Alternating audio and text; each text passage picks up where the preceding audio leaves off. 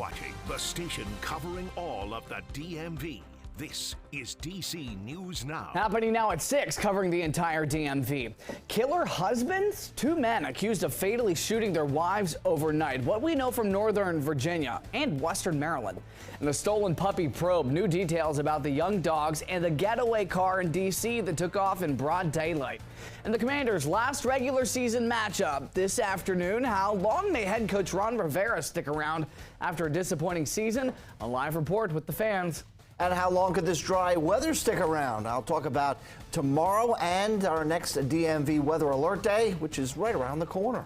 And stretching your dollar, don't let those New Year's resolutions ruin just yet. The free fitness classes and gym visits for you to use right now. And good evening. Thank you for joining us for DC News Now at 6 this Sunday evening. I'm Ben Dennis. In Maryland, Frederick County deputies have arrested a man they say shot and killed his wife at a giant grocery store last night.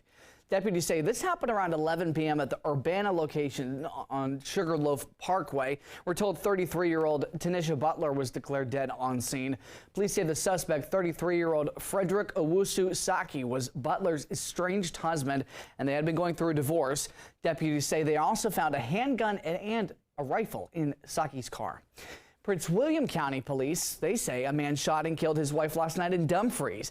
We're told this happened near Possum Point Road and Leonard Street around 5 p.m. The husband, 24-year-old Daniel Oki Lawson, allegedly brought his wife, 24-year-old Desiree Alexandria Buggs, to the hospital after that shooting.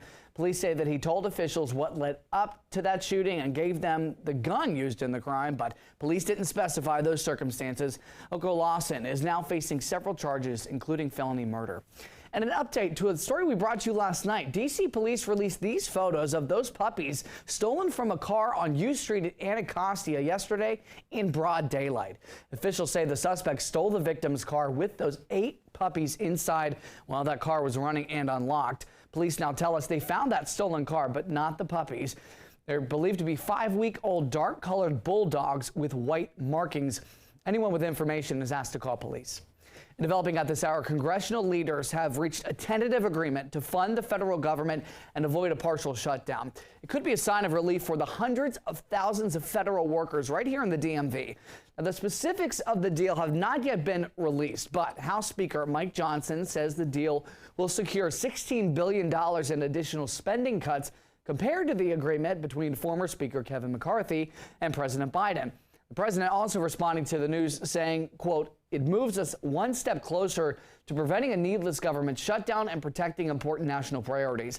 Also going on to say that the agreement, quote, "provides a path to passing full-year funding bills that deliver for the American people and are free of any extreme policies." Now, lawmakers will have until January the 19th to pass that full spending deal before some federal departments begin to run out of money. A disappointing season is nearly over for the Washington Commanders and their many fans. The team is hosting the Dallas Cowboys in Landover as we speak and will close out the season. Fans have packed restaurants to watch the game. That includes Arlington's Crystal City Sports Pub, where we find DC News Now's Dave Lavelle. Dave, a lot of folks are wondering if and possibly when head coach Ron Rivera's time with the team will end. Well, good evening, Ben. It is definitely loud inside the restaurant as fans hope this season will end on a high note. Many got here long before the game started, sort of an impromptu restaurant tailgate, if you will. Their numbers increased the closer we got to kickoff.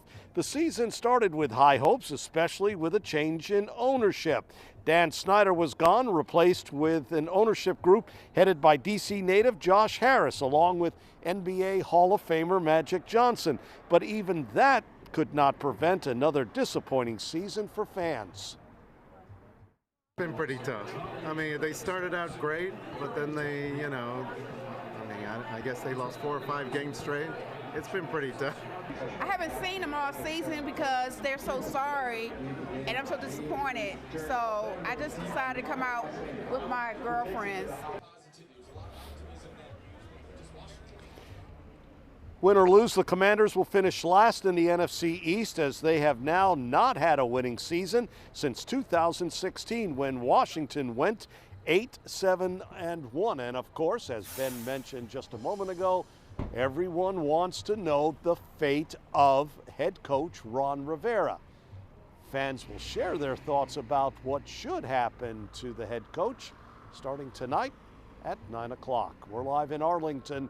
Dave Laval, DC News Now. We will see you for that report, Dave. Thank you. Later in this newscast, our Jake Rom breaks down the final Commanders game of the season and more analysis on the team's future. Your time is 6:05. As promised, your forecast here on DC News Now to start that work week. But hey, to start the newscast, check out that wind on top of our roof there, Scott. Yeah, a little bit of a shaking camera there on our rooftop this evening here on Sunday as we go throughout the day.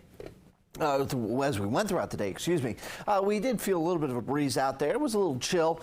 Right now, 48 degrees, mostly cloudy skies outside. We look at the Kennedy Center here and the Lincoln Memorial lit up in the background. And as far as the temperatures where they are going in our future, well, they'll slide through the 40s into the 30s by mid-evening and beyond, staying roughly around that mid-30s here in the district, all the way down to about 34 degrees around 6 o'clock in the morning. So as you waking up tomorrow, no need to bring the umbrella for rain or the shovel for snow. Won't be needed except for the poor folks that are still out in Garrett County. You're still dealing with snow showers out that way and, well, just can't get a break. Elevation does certainly do wonders there, and that is a continuation to be seen.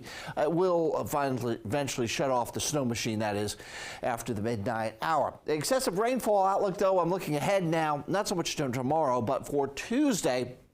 And this is the next weather maker that we're going to be talking about and hammering home all day tomorrow as well, as we do have yellow, which is a slight risk of excessive rainfall outlook for Tuesday as a front approaches the region. But in the meantime, dry weather for most of us here over the next 24 to 48 hours. 34 degrees and partly cloudy skies is the overnight low, as noted here. 7 p.m. around 41 degrees and sliding through, like I said, the 30s till the mid-morning period or early morning period. We'll talk about tomorrow afternoon and beyond with the 7-day forecast coming up. All right, Scott, thank you. Turning now, the Virginia Department of Education is continuing major reforms for the school system as it is looking forward to the new school goals in the new year. The Department of Education says that their focus includes learning loss recovery and core literacy instruction. They're also fighting that chronic absenteeism out of the pandemic era. The Commissioner of Public Education says that the state will help advance academic progress after school systems have already identified their largest learning gaps. According to the Commissioner, the state is, again, putting heavy emphasis on learning loss recovery, special ed programs, mental health resources, developing a student-based funding formula, and ensuring access to high-quality early childhood care. And if you can believe it, it's been 1 year since a 6-year-old Virginia student shot his first-grade teacher at Rich Neck Elementary in Newport News.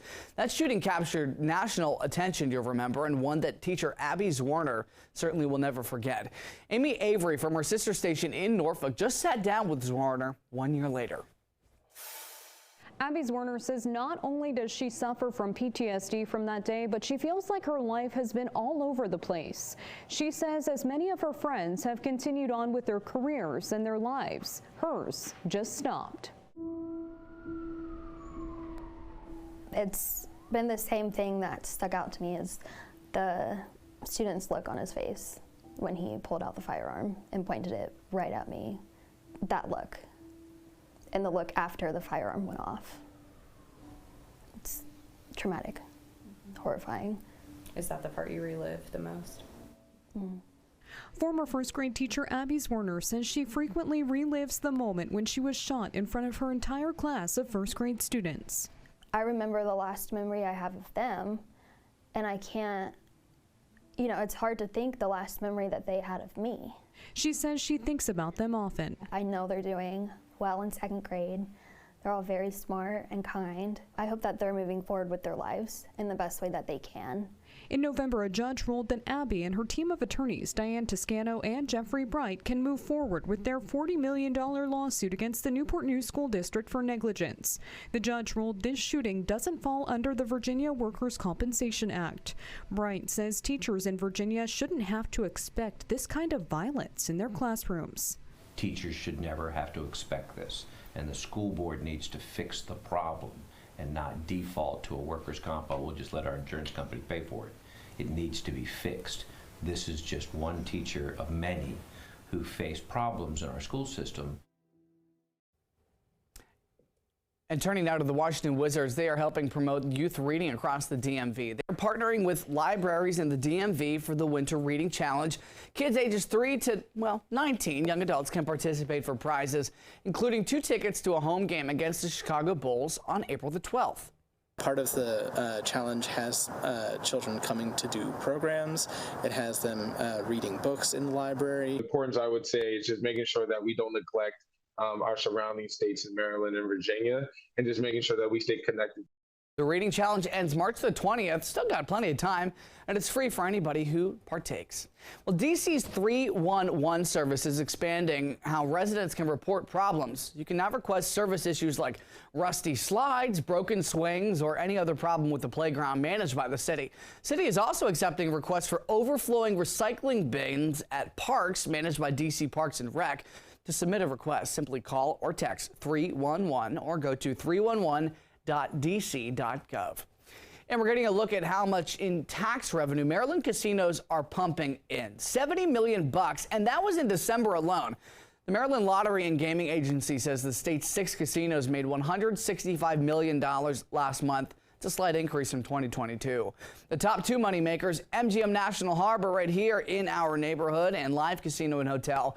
The majority of revenue made from Maryland's casinos goes to the state's education trust fund.